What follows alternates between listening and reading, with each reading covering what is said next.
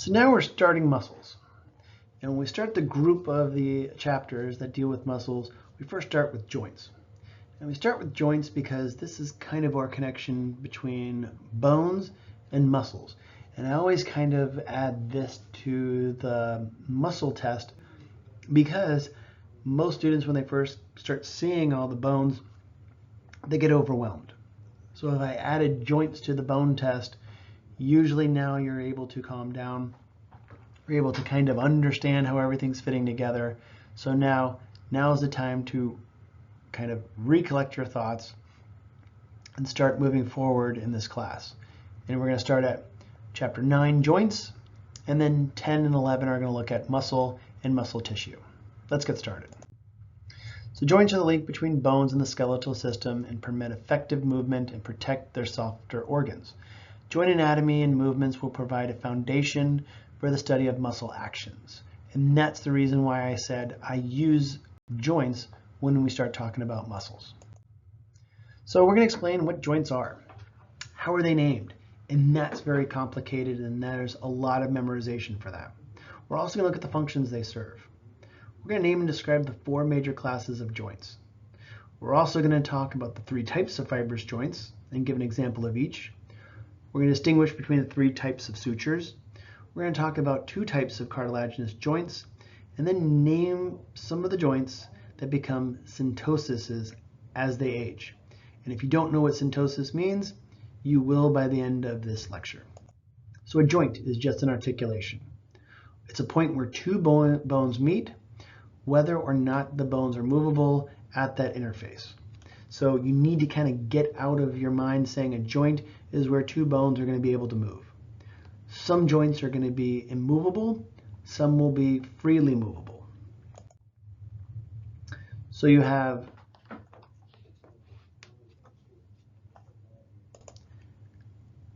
arthrology, which is study of joint structure, function, but you're probably more familiar with the movement, and that's going to be the kinesthesiology, and that's going to be looking at movement and how it works.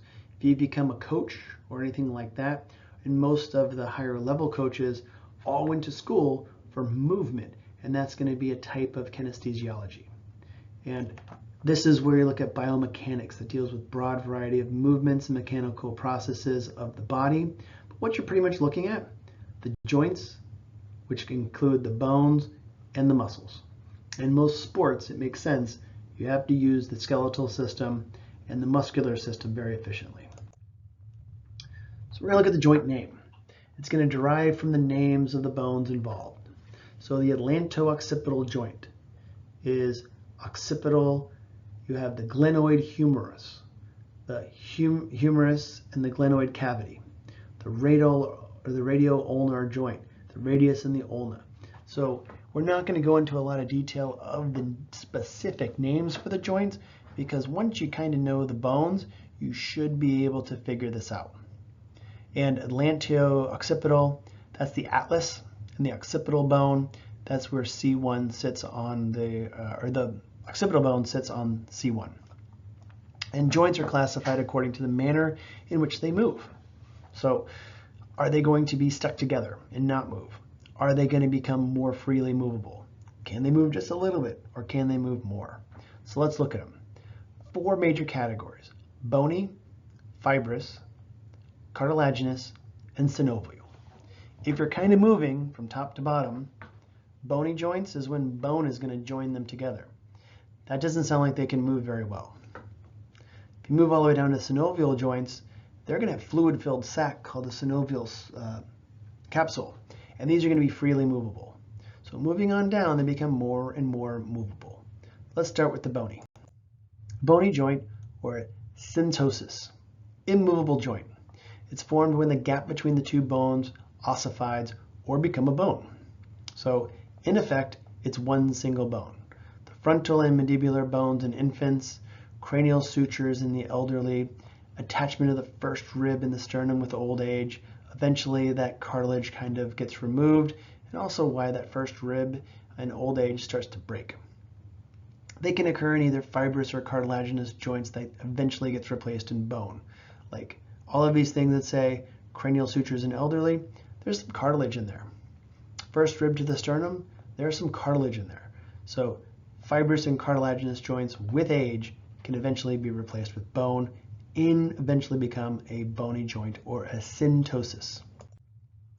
Fibrous joint is a synarthrosis, and this type of one is a point in which an adjacent bone are bound by collagen fibers that emerge from one bone, cross the space between them, and then penetrate into the other.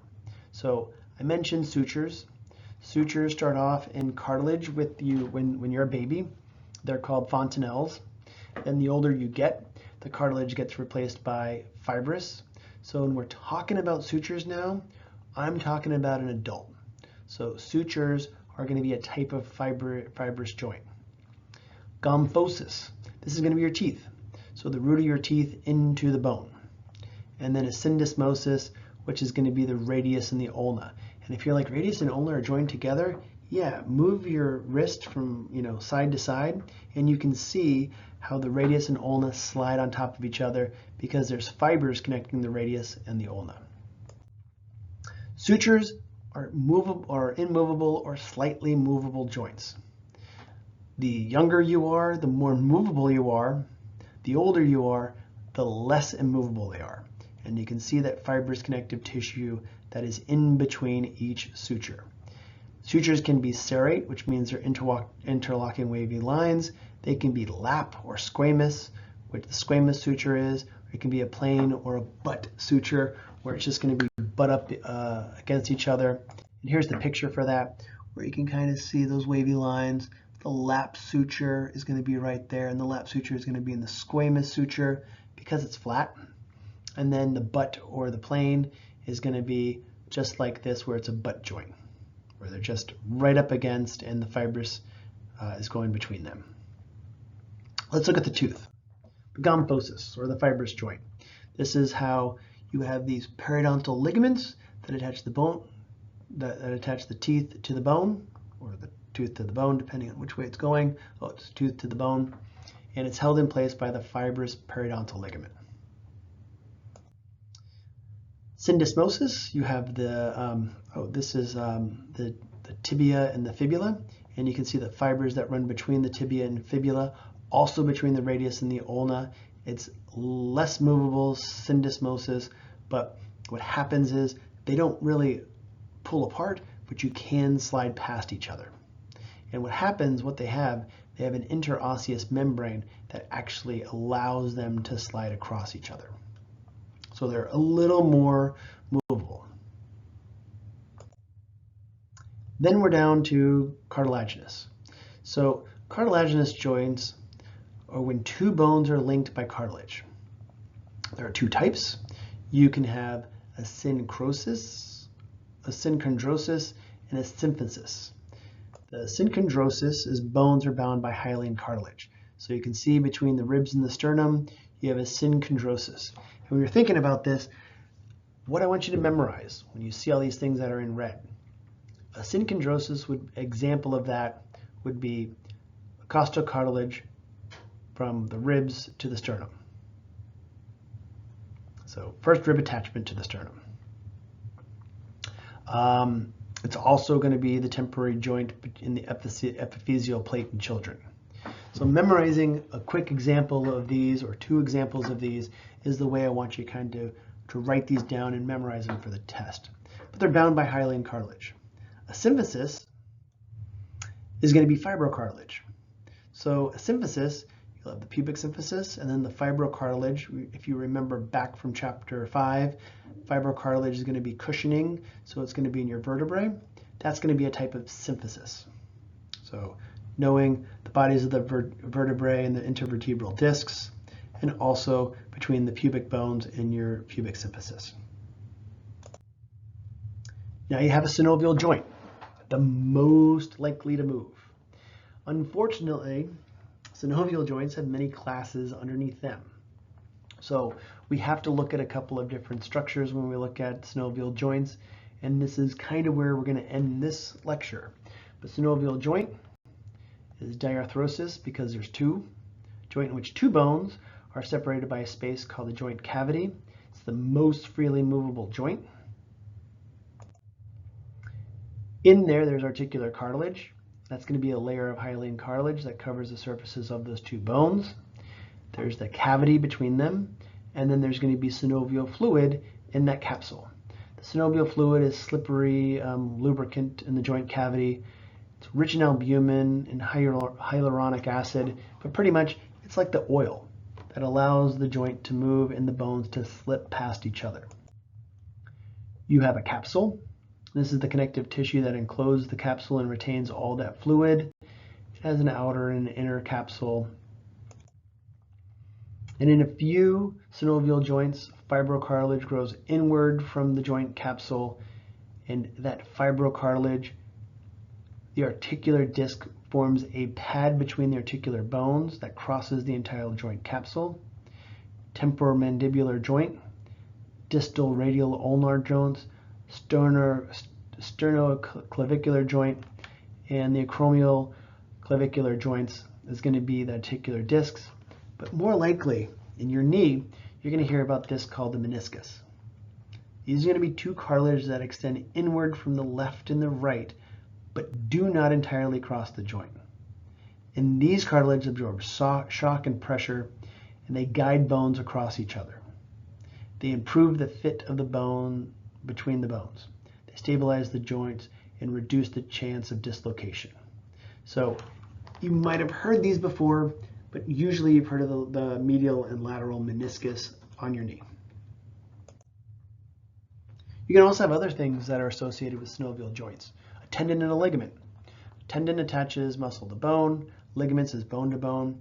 You can also have a sac called a bursa. And a bursa is a very fibrous sac that's filled with synovial fluid and is located between adjacent muscles. And the reason why this bursa is important is because when the tendon passes over bone or between bone and skin, it's going to cushion the muscles. And it helps the tendon slide more easily over the joints. So the bursa and the bursa sac is actually going to allow the muscles and the tendons to slide over the joints so they don't become inflamed and start to burn or start to become inflamed. You also have tendon sheaths, which are enlarged, elongated cylindrical bursas wrapped around a tendon in the hand and the foot. And we're going to look at this one right here. So if you look right here, you have all of these muscles right there, all surrounded by a sac. You can see a bursa right there. You can see a bursa right there. And what you see here is if that bursa is not there, those muscles are going to start pull on those tendons. Those tendons, if there's any problem with this cushioning right here, they can become inflamed. And right here, if you're looking at it, this is just an example of carpal tunnel. Because you can see there's a flexor reticulum, which is that ligament right there, that kind of, or this tendon, or this sheath, really, is what it is. It kind of goes around all those bursas and all those ligaments and tendons underneath it. No, ligaments right there. And that goes around all of these things. If you're putting pressure on this by not lifting your wrists up, the pressure goes down here. They start rubbing, they start becoming inflamed, and it starts to become very painful, where pain starts to radiate up to your arm and into your shoulder. So things that help.